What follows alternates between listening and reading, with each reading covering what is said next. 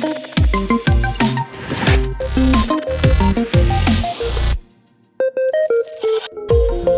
creo en educación técnica y dual. Yo creo en la educación técnica porque transforma a las personas y las enriquece en su capacidad de respuesta ante un entorno social cada vez más demandante. Si nosotros educamos y preparamos a las personas para servir, van a servirse muchísimo mejor. Saludos, bienvenidos a este espacio de Dual Tech. Con ustedes, yo soy Diego Armando Retán Alvarado, vicedecano de la Facultad de Educación, y como ustedes saben, en Dual Tech hemos estado realizando una serie de episodios donde hemos abordado aspectos de relevancia sobre la educación técnica en Costa Rica. En esta oportunidad tenemos a un invitado muy especial, a don Jorge Vargas, quien es gerente de una de las sucursales del Banco Nacional de Canadá en Montreal.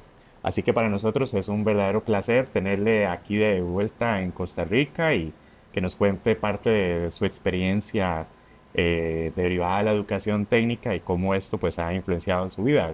Bienvenido, don Jorge. Muchas gracias, el placer es para mí también. Bueno, entramos en concreto. La educación técnica ha sido un pilar fundamental en toda mi educación. Esta me permitió a conseguir un primer empleo y financiar mis estudios universitarios hasta el momento. Y cuéntenos, como para arrancar y conocer un poquito más sobre don Jorge Vargas. ¿Quién es don Jorge Vargas y de qué provincia viene? Yo vengo de Cartago, de la provincia de Cartago, del Cantón de la Unión. Estudié en el Colegio Técnico Profesional Mario Quirozazo hace varios años ya. Y actualmente, como usted lo dijo en la presentación, trabajo para el Banco Nacional de Canadá como gerente de sucursal para 2 sucursales. Eso quiere decir que entonces usted ha estado inmerso en el mundo de las finanzas por muchísimo tiempo. Exactamente, en el Banco Nacional llevo 15 años y en el mundo de las finanzas llevo más de 20 años. El Banco Nacional de Canadá. De Canadá, muy importante. Sí. Y a nivel de estudios universitarios, aquí en Costa Rica, ¿realizó sus estudios a nivel nacional o en el exterior? Quiere decir, yo comencé mis estudios universitarios aquí en la Universidad Hispanoamericana y cuando me fui para Canadá hice algo que se llama una equivalencia con el Ministerio de Educación y después terminé mi carrera en una universidad canadiense, en la Universidad de Quebec en Montreal. ¿Y en estudios particularmente en qué área específica? En contabilidad. Ok, bueno, pues entonces lo tuyo son los números y las finanzas, dado que, bueno, asume un cargo tan importante en Canadá. Y puesto que usted, pues, realizó estudios mientras era un estudiante en la educación secundaria, desde la óptica de la educación técnica, ¿qué impacto tuvo esa formación que usted llevó a cabo en ese momento en un colegio técnico profesional? Yo creo que es fundamental porque, como le dije anteriormente, el hecho de tener una carrera técnica, eso me permitió de trabajar desde que yo salí del colegio. ¿Okay? Después ya tenía la costumbre de trabajar y estudiar al mismo tiempo. Obviamente, cuando hice el bachillerato en Montreal me tomó algunos años porque trabajaba a tiempo completo y hacía la universidad al mismo tiempo. Entonces, yo pienso que la educación técnica es fundamental porque, como lo dije anteriormente, es el pilar que le da la oportunidad a los estudiantes a encontrar un empleo inmediatamente cuando salen del colegio con la educación técnica. Y bueno, me imagino que también, bueno, me dice que viene de Cartago, no sé si es de una localidad más rural o del centro. ¿Venía usted Yo vengo de la Unión, del Cantón de la Unión, es en San Diego, es más hacia la zona de Tres Ríos que de Cartago. Es un poco más urbano. Es bien urbano, sí. Ok, y bueno, la educación técnica efectivamente es un mundo un poco diferente en algunas cuestiones propiamente del sistema en comparación con los colegios académicos. ¿Cómo esa experiencia le cambió la visión de mundo a usted? Y de cara al futuro, de luego lo que iba a vivir en su vida profesional. Yo he analizado porque yo veo que es mucho más fácil. Actualmente el costo de la vida está muy alto, la economía a nivel mundial está muy dura.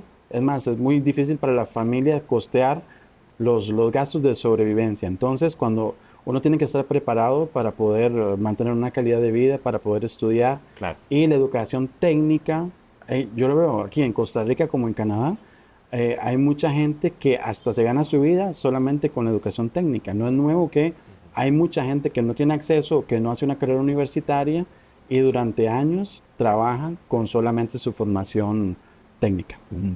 Y desde su óptica y esa experiencia de los colegios técnicos profesionales, eh, ¿cuál cree usted que es el rol fundamental que asumen estos colegios en materia educativa a nivel nacional costarricense? Asumen un gran rol. Yo creo que va más lejos que solamente la educación. Quiere decir que ya se sabe que con la educación se combate la criminalidad y se combate la pobreza. Entonces es fundamental para la gente salir con una educación técnica que le va a permitir a las personas a ganarse la vida desde que salen del colegio.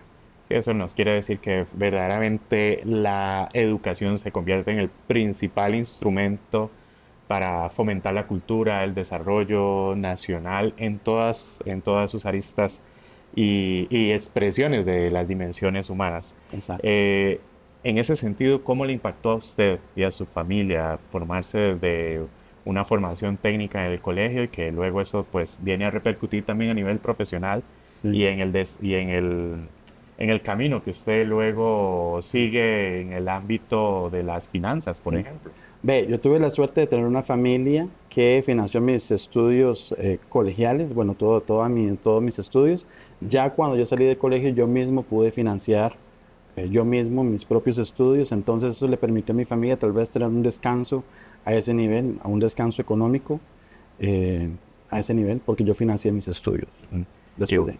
Bueno, y estoy aquí enfrente de un hombre, una persona que tiene pues un éxito profesional importante y bueno, eso es fruto también de la inversión pública de fondos, recursos económicos de, bueno, a nivel estatal, ¿verdad? Que se invierte para financiar este tipo de instituciones educativas. Ujú. Y en este sentido, pues yo quería plantearle la cuestión, ¿qué le recomendaría a usted a esas personas jóvenes que están formándose en el sistema educativo nacional? Vemos cómo en Costa Rica la criminalidad ha aumentado de manera vertiginosa, nos preocupa muchísimo porque estudiantes que no están en el sistema educativo son más vulnerables bueno, la inseguridad que hay, ¿verdad? Ujú. No hay suficientes espacios para trabajar porque son menores de edad y estamos en situaciones donde también otros problemas sociales como el narcotráfico pues están generando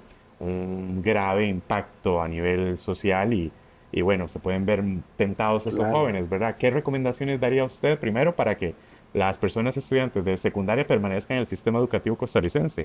Y dos, ¿cómo podrían ver la posibilidad técnica como una posibilidad también que les abriría pues las oportunidades para laborar pues de una forma mucho más Ujú. expedita en comparación a otros sistemas educativos? A mí me gusta mucho hablar con los jóvenes, tanto aquí como en Canadá.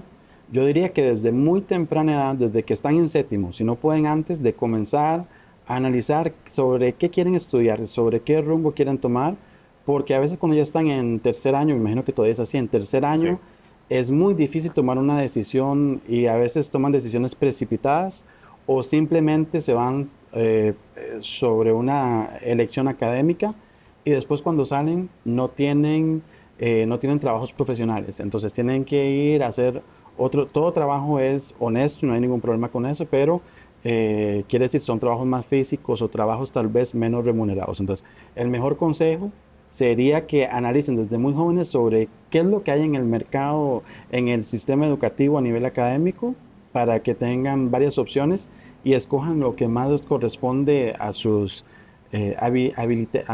habilidades, ¿ok? Y esa sería una. La segunda es que, como lo dijimos anteriormente, es muy importante porque el hecho de trabajar, eso va a alejar nuestros jóvenes de malas influencias y de formas más fáciles pero peligrosas de hacer dinero. Claro, bueno, recientemente se ha venido con todo un discurso a nivel nacional e internacional. Se ha visto incluso como una tendencia, una moda educativa en relación a que los estudiantes puedan hacer a futuro carreras de las áreas STEM, de ciencia, tecnología, ingeniería y matemáticas. Se ha estado hablando muchísimo de eso. Sin embargo, también hay un debate de que debería haber también que sea una formación mucho más humanista. La educación técnica, aparte de esos conocimientos técnicos, ¿considera usted que sí nutre también de ese pensamiento humanista, de la formación en habilidades de pensamiento crítico, de socialización? ¿Cómo es esa formación o cómo le incidió a usted en su vida personal, no solamente en lo profesional? En mi caso sí lo hubo porque tenía profesores, bueno, yo tuve mucha suerte, tuve profesoras altamente calificados que iban más allá de la parte académica. Claro que eso depende mucho de la madurez de cada estudiante. Entonces, yo pienso que sí, que el gobierno invierte en eso. Tal vez podríamos bonificarlo aún más porque es muy importante, pero también está en cada estudiante a desarrollar esa parte. Muy bien. Y pensemos a futuro. ¿Qué desafíos tiene Costa Rica en materia de educación técnica? ¿A qué tendría que prestarle atención? Porque, bueno, hemos visto el último informe del Estado de la Educación del 2023 que nos señala una crisis educativa sin precedentes a nivel nacional, con serias limitaciones que viven los estudiantes, ¿verdad? Un rezago educativo bastante pronunciado, una formación de profesores pues un poco limitada, etcétera. Una serie de problemas estructurales que se han venido arrastrando con el paso del tiempo, pero que esto nos plantea darle vuelta a la moneda, es decir, buscar un nuevo horizonte o una nueva posibilidad. En el caso de la educación técnica vemos que bueno, también facilita la empleabilidad, pero en ese sentido, ¿cuáles considera usted que deberían ser esos o cuáles son esos principales desafíos a futuro para mantener una educación técnica que promueva el desarrollo personal, pero también social y económico de las familias? Bueno, ahí hay varias cosas que podemos hablar. Hay algunos desafíos, pero tenemos la suerte de tener un pueblo muy despierto, somos un pueblo que aprende rápido y que no nos da miedo los desafíos. Yo diría que sería bueno de ampliar la oferta académica. Quiere decir, yo veo que ya hemos trabajado mucho en eso. Hay varios colegios colegios técnicos profesionales que dan una buena oferta, pero tal vez ampliar el tipo de carreras que pueden hacer y tal vez bonificar la parte de idiomas, que es un desafío. Actualmente quiere decir que a nivel internacional ya hablar solamente un idioma no es suficiente. Por ejemplo, yo en Canadá tuve que aprender a hablar 2 idiomas, y con el español son 3, para poder servir la clientela. Y entonces, esa es la parte, bonificar la parte de los idiomas, que es indispensable. Segundo, ampliar la oferta en las carreras. Y tercero, yo diría que es un poco más allá de la parte técnica, tal vez crear más carreras como lo hace el Instituto Nacional de Aprendizaje. Yo lo veo mucho en Canadá. Hay muchos diplomas profesionales. Entonces, la gente que no tiene la oportunidad o que no quiere tomar una carrera técnica, tal vez que haya más opciones. El INA lo hace, yo soy muy orgulloso de esa institución también, pero tal vez favorecer más los pueblos rurales, aumentar la oferta para ir a buscar todas esas personas que tengan las mismas oportunidades. Don Jorge, ¿qué recomendación le puede usted ofrecer a las empresas para que den mayores oportunidades a esos estudiantes que estudian en colegios técnicos y que tienen que ir a realizar sus prácticas profesionales? Porque me imagino que muchos van a hacer luego sus prácticas y bueno, se encuentran con toda una ventana y una oportunidad para desarrollar sus habilidades y conocimientos. Claro, la práctica, lo que conocemos como práctica profesional es tan importante, es como el primer paso al mundo laboral. Entonces, yo diría que actualmente se hace solamente al final de la carrera, después de 3 años de formación y de cursos y todo eso. Yo diría tal vez un poco más de abertura a nivel de compañías que permitan, yo sé que somos muy generosos, pero todavía favorecer más, un poco más de apertura, ¿sí? Más apertura, Más apertura, claro. para recibir todos esos estudiantes. Y a nivel del Ministerio de Educación sería trabajar más sobre los convenios con las empresas. Tal vez no dejarlo hasta el final, sino desde el principio de carrera, desde cuarto, quinto y sexto año, ir familiarizando los estudiantes al medio laboral. Don Jorge, ¿cómo se beneficia las empresas que dan esas oportunidades a los estudiantes practicantes cuando tienen que realizar sus prácticas profesionales? Ok, es muy claro. Actualmente lo vemos. Costa Rica tiene una mano de obra extremadamente calificada. No es un secreto que muchas compañías internacionales vienen y se instalan en Costa Rica por la calidad de mano de obra que tenemos. Eso va a generar, eso va a permitir a nuestros estudiantes a desarrollar más aún sus habilidades y vamos a crear aún más mano de obra de calidad que va a tener un impacto directo sobre la economía. Además, es un desafío, actualmente no es un secreto que es un desafío para los empleadores, para los patrones conseguir mano de obra. A veces publicamos un empleo y aunque nos lleguen muchos currículum, no tenemos tal vez el candidato perfecto. Entonces, en la parte de selección eso va a facilitar mucho. Si ya tenemos un estudiante que tiene buena formación, buenas habilidades, un buen comportamiento, ya lo vamos a dejar en la empresa de una vez al finalizar sus estudios. Don Jorge, un par de conclusiones generales para que quede bien claro en la audiencia todo este mensaje. Bueno, lo más importante, como dije en la conversación, sería de escoger desde muy temprano sobre qué queremos estudiar para que no nos tome a la última hora y tomar una decisión precipitada. Y también favorizar el estudio de idiomas lo más rápido posible.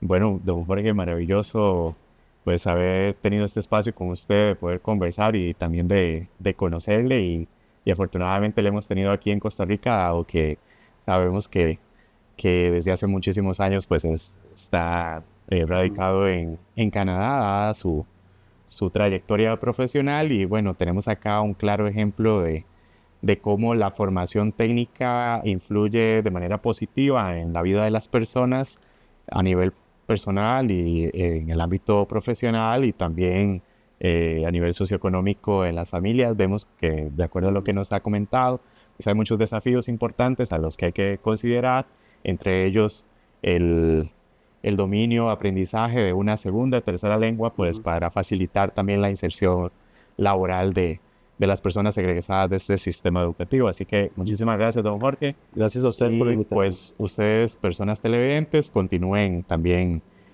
siguiendo estas transmisiones tan interesantes. Muchas gracias. Tip de empleabilidad. ¿Cómo debe lucir un currículum exitoso? Con un formato tipo Harvard es muy posible atraer la atención de los reclutadores o la persona que está buscando a una posición en la empresa. Este formato es de fácil lectura, agradable a la vista, reúne información relevante con el puesto que buscas, sin exceder en datos innecesarios. Es importante que también evites mencionar datos que puedan crear algún tipo de discriminación hacia el candidato, como por ejemplo la edad, la religión, orientación sexual, número de miembros de la familia, estado civil. Son datos que no deben mencionarse en un currículum. Simplemente en los datos personales debes mencionar tu nombre, un correo electrónico, un teléfono de ubicación y si tienes trabajado el perfil de LinkedIn, mencionarlo ahí también.